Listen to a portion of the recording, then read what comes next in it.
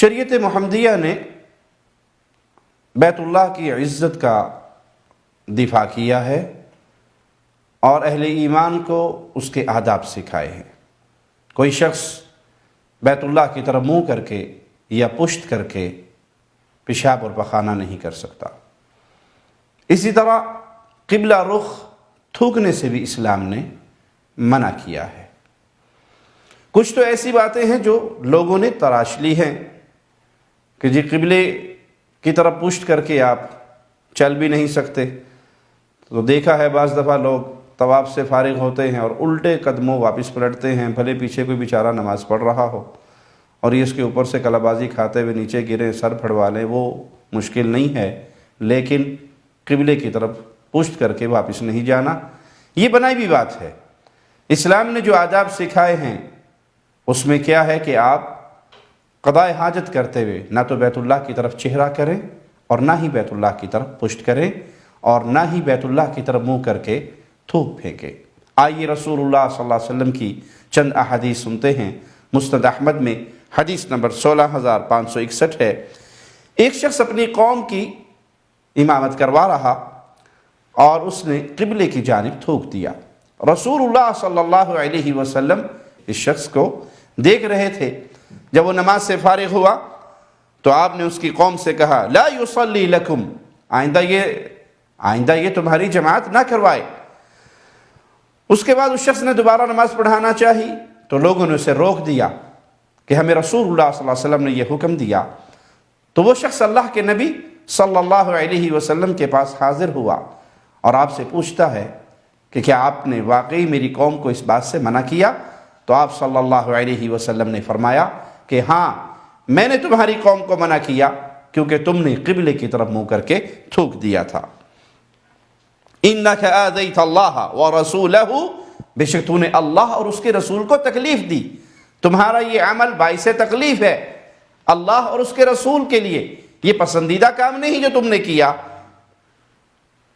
انسان نماز پڑھ رہا ہے، حالت نماز میں ہے اور نماز بھی مسجد میں پڑھ رہا ہے تو ناجائز ہے اس کے لیے، گناہ کا کام ہے کہ وہ قبلے کی طرف تھوک دے۔ ایک صورت یہ ہے کہ آدمی مسجد میں ہے لیکن نماز میں نہیں ہے، تب بھی وہ بیت اللہ کی طرف قبلے کی طرف منہ کر کے نہیں تھوک سکتا، یہ گناہ ہے۔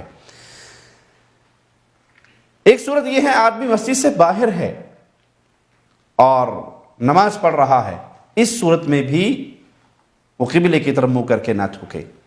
چوتھی صورت یہ ہے کہ آدمی مسجد سے باہر ہے لیکن حالت نماز میں نہیں ہے اور پھر قبلے کی طرف تھوکتا ہے تو یہ امر بھی ناپسندیدہ ہے۔ کوئی مجبوری ہے تو ایک الگ معاملہ ہے، وگرنہ یہ عمل بھی پسندیدہ نہیں ہے، اسلام نے اس کو پسند نہیں کیا۔ نہ اپنے دائیں طرف تھوکے اور نہ بیت اللہ کی طرف منہ کر کے، بلکہ اپنے بائیں طرف تھوکیے۔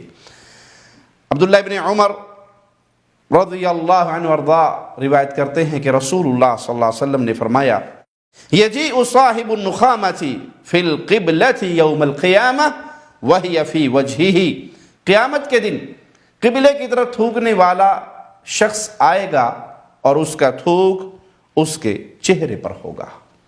یہ اس کے لیے سزا ہے جس نے بیت اللہ کی تکریم نہیں کی، بیت اللہ کی عزت نہیں کی اور قبلے کی طرف تھوک دیا۔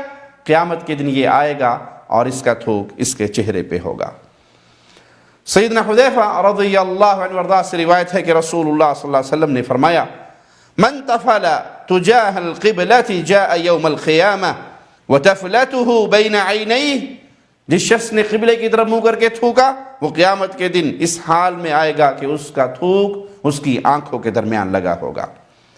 ابو ہریرہ بیان کرتے ہیں رضی اللہ عنہ وارضا کہ رسول اللہ صلی اللہ علیہ وسلم نے مسجد کے قبلے کی سمت میں بلغم لگا ہوا دیکھا تو لوگوں کی طرف آپ نے توجہ فرمائی اور فرمایا ما بال احدکم یقوم مستقبل ربہ، لوگوں کو کیا ہو گیا ہے، تم میں سے کسی ایک کو کیا ہو جاتا ہے کہ وہ اپنے رب کی طرف منہ کر کے کھڑا ہے، بیت اللہ کی طرف ہے، گویا وہ اپنے رب کی طرف توجہ کر کے کھڑا ہے اور وہ اپنا سامنے بلغم کو پھینک دیتا ہے۔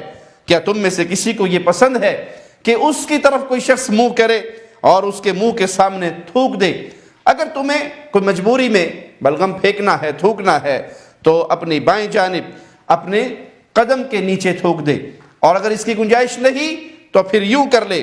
راوی حدیث قاسم نے اس کی وضاحت کرتے ہوئے اپنے کپڑے میں تھوکا اور اس کے ایک پلو کو دوسرے پلو کے ساتھ رگڑ دیا۔ سیدنا جابر سے روایت ہے رضی اللہ عنہ کہ رسول اللہ صلی اللہ علیہ وسلم ہماری مسجد میں تشریف لائے، آپ کے دست مبارک میں کھجور کی ایک ٹہنی تھی، ایک شاخ تھی۔ آپ نے مسجد کے قبلے کی طرف والی دیوار پر جمع ہوا بلغم دیکھا، آپ نے کھجور کی شاخ سے اس کو کھرچ دیا، پھر فرمایا ایکم یحب ان یعرض اللہ عنہ، تم میں سے کون پسند کرتا ہے کہ اللہ اس کی طرف نظر رحمت نہ فرمائے، اس سے منہ موڑ لے، اس سے اعراض فرمائے؟ تو ہم سب ڈر گئے۔ آپ نے فرمایا ایکم یحب ان یعرض اللہ عنہ، اپنے جملے کو آپ نے 3 مرتبہ دہرایا، تم میں سے کون ہے جو یہ پسند کرے کہ اللہ اس سے اعراض کرے، اس کی طرف نظر رحمت نہ فرمائے؟ پھر آپ نے فرمایا فإن أحدكم إذا قام يصلي فإن الله تبارك وتعالى قبل وجهه، جب تم میں سے کوئی شخص نماز کے لیے کھڑا ہوتا ہے تو بے شک اللہ تبارک و تعالی اس کے سامنے کی طرف ہوتا ہے۔ فلا يبصقن قبل وجهه ولا عن يمينه، تو اگر اس کو تھوکنے کی حاجت ہے تو اپنے سامنے کی طرف نہ تھوکے، نہ ہی اپنے دائیں طرف، بلکہ وہ اپنے بائیں طرف، اپنے بائیں پاؤں کے نیچے، اور اگر ایسا ممکن نہیں تو پھر اپنے تھوک کو اپنے کپڑے پر گرا لے، اپنی ثوب پر گرا لے، اس کے اپنے کپڑے کے ساتھ اسے صاف کر دے۔ پھر آپ نے اس کھجور کے ٹہنی کے ساتھ اس دیوار کو صاف کر دیا، صحابہ سے کہا کہ مجھے خوشبو لا کر دو۔ قبیلے کا ایک نوجوان اٹھا اور دوڑ کر اپنے گھر کی طرف گیا اور اپنے ہتھیلی پہ خوشبو لے کر آیا، جس کو آپ نے اسی لکڑی پہ لگا کر اس جگہ پر جہاں بلغم لگا ہوا تھا، قبلے کی اس دیوار کی طرف آپ نے خوشبو لگا دی۔ سیدنا جابر فرماتے ہیں کہ رسول اللہ صلی اللہ علیہ وسلم کا یہ عمل دیکھ کر تم نے اپنی مسجدوں میں خوشبوئیں لگانی شروع کی۔ مسجدیں اللہ کا گھر ہیں، اس کو صاف رکھیے، اس میں خوشبوئیں لگائیے، اس کا احترام کیجئے، اور خاص طور پہ قبلے کا وہ احترام کیجئے جو احترام ہمیں رسول اللہ صلی اللہ علیہ وسلم نے سکھایا ہے۔